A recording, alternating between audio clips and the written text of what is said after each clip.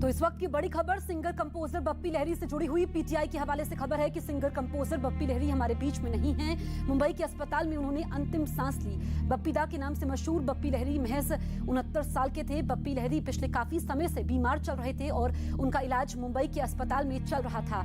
और अब से कुछ देर पहले ये खबर आई है, दुखद खबर सुबह सुबह की बप्पी लहरी हमारे बीच में नहीं है। उनको बचाने की तमाम कोशिशें की गई लेकिन वो अब नहीं है। उनके पार्थिव शरीर को आज ही अस्पताल से घर ले जाया जाएगा जहां पर उनके अंतिम दर्शन किए जाएंगे। और जैसे ही ये खबर आई, उनके चाहने वालों के लिए ये यकीन कर पाना बेहद मुश्किल है कि वो अब हमारे बीच में नहीं है, क्योंकि कई सुपरहिट गाने उन्होंने दिए हैं, कई अवार्ड्स उनके नाम रहे हैं। उनका एक अलग स्टाइल, उनका मुस्कुराता चेहरा और एक के बाद एक किस तरीके से वो बुलंदियों को छूते गए वो सबने देखा। विवेक मेरे सहयोगी इस वक्त फोन लाइन पर मौजूद हैं। विवेक, अब से कुछ देर पहले ये खबर आई है और क्या जानकारी मिल रही है उनके निधन से जुड़ी हुई? क्या परिवार के लोगों से आपकी बातचीत हो पाई है?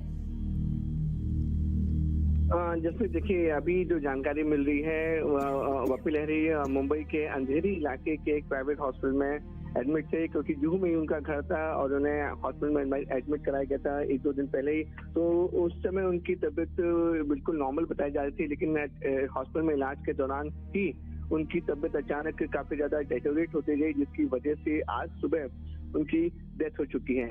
अब जो परिवार वाले हैं और जो उनके जो करीबी दोस्त हैं, वो उनका कहना है कि हॉस्पिटल की फॉर्मेलिटी करने के बाद जो उनकी पार्थिव शरीर है, शायद उनके पार्थिव शरीर को उनके घर जुहू इलाके में या फिर कोई बड़े एरिया में रखा जाएगा अंतिम दर्शन के लिए, क्योंकि बप्पी लहरी की फैन फॉलोइंग बहुत ज्यादा थी। बहुत लोग उनको फॉलो करते थे और साथ ही साथ बॉलीवुड में भी उनके रिलेशन काफी ज्यादा अच्छे थे। हर किसी के साथ वो जेल हो जाते थे और हर किसी के साथ उनके जो रिश्ते थे वो काफी ज्यादा मजबूत थे और अच्छे थे।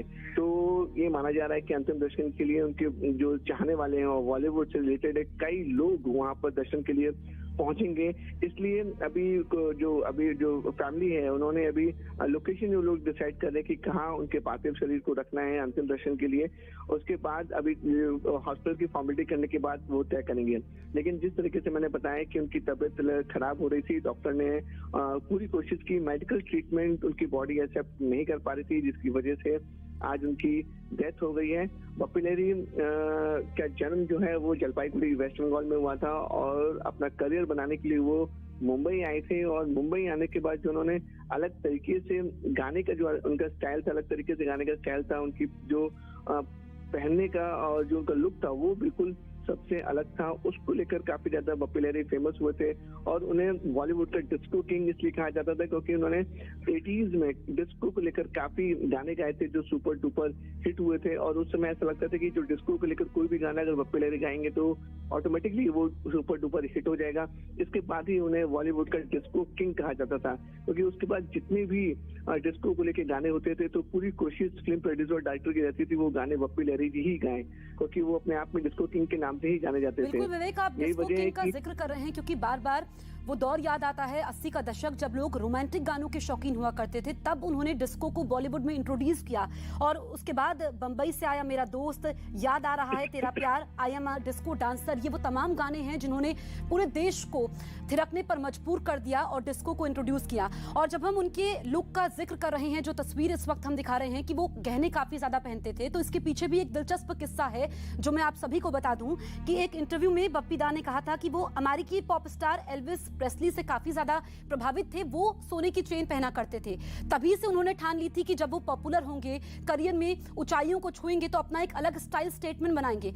और यही वजह है कि उन्होंने ज्यादातर गहने पहने और उसी को लेकर के लोग उनसे काफी ज्यादा प्रभावित होते रहे। जब 2014 में उन्होंने चुनाव लड़ा था, तब उन्होंने अपने हलफनामे में जिक्र किया था अपने सोने का, और उनकी पत्नी के पास भी उनसे काफी ज्यादा सोना है। ये उन्होंने जब अपना हलफनामा दिया था उसमें ये बात सामने आई थी। और अब से कुछ देर पहले बप्पी लहरी हमारे बीच में नहीं है। वो तमाम गाने, तमाम किस्से और उनका अंदाज की किस तरीके से पश्चिम बंगाल में वो जन्मे, महज 3 साल की उम्र से उन्होंने तबला सीखना शुरू किया। उसके बाद वो एमडी बर्मन को काफी सुना करते थे और लगातार वो रियाज करते थे। फिर वो एक के बाद एक बुलंदियों को छूते चले गए और हमने देखा कि कुछ दिन पहले हमने लता मंगेशकर को खोया।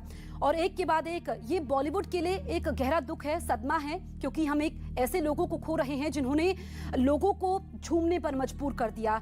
और जो लोग सोचते हैं वो उन्होंने गानों के जरिए लोगों की आवाज बनते चले गए। बप्पी लहरी जो कि न सिर्फ एक मशहूर गायक थे बल्कि संगीतकार, प्रोड्यूसर, उन्होंने एक्टिंग भी की और हमेशा उनके चेहरे पर एक मुस्कान रहती थी। उनके परिवार के लोग इस वक्त गमगीन हैं, कुछ कहने की स्थिति में नहीं है क्योंकि हम तो जिक्र कर रहे हैं लेकिन परिवार के लिए तो कभी नहीं मिटने वाला दर्द है।